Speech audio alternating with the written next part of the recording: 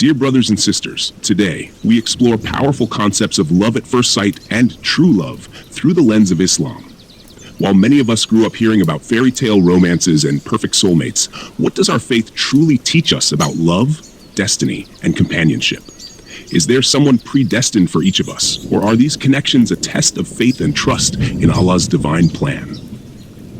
Soulmates in Islam. Our beloved Prophet Muhammad taught us that souls are like conscripted soldiers, drawn to those with whom they have a natural affinity. There's a story of a cheerful woman from Makkah who, after migrating to Medina, met another woman with a remarkably similar disposition.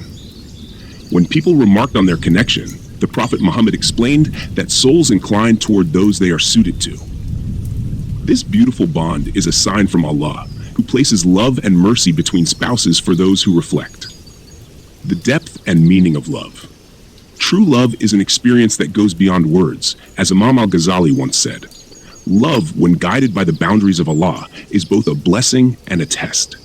A righteous marriage built on love for Allah's sake lays a foundation for a relationship on firm ground.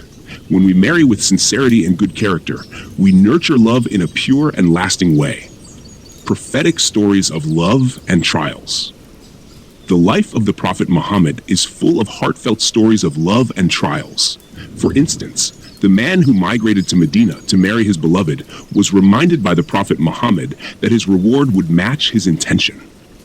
Similarly, the story of Barira, a woman from the Prophet's time who chose to leave her husband after gaining her freedom, shows respect for her choice despite her husband's deep longing for her. These stories teach us that love, in all its forms, is part of Allah's divine decree. When love doesn't lead to marriage. At times, two people may feel destined for each other, yet Allah may not bring them together. Love is both a longing and a divine destiny. Imam Ibn Qayyim reminds us that the highest form of love is mawadda, or love for the sake of Allah, which fortifies a couple's bond for this life and beyond. The Prophet Muhammad advised that the best reason to marry is a spouse's piety and character, as these qualities outlast worldly attractions and strengthen love.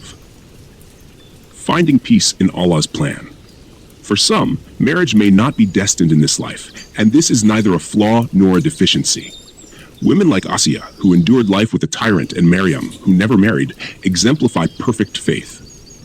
Many scholars devoted their lives to worship instead of marriage, fulfilling their purpose in ways Allah had decreed. Marriage, like all sustenance, is in Allah's hands. The companion Abu Huraira, who couldn't marry due to poverty, later found ease as Allah decreed, trusting Allah's wisdom. We often create idealized scenarios in our minds, attaching ourselves to dreams or people that may not be part of Allah's plan. Romance is a blessing, but not all will experience it as they imagine. The Prophet Muhammad assured us that no one will be single in Jannah, paradise, and our ultimate fulfillment rests with Allah. Our hearts may long for things not meant for us, but Allah's wisdom surpasses our own. Every unfulfilled desire is part of a greater story of love and mercy that Allah has written for us.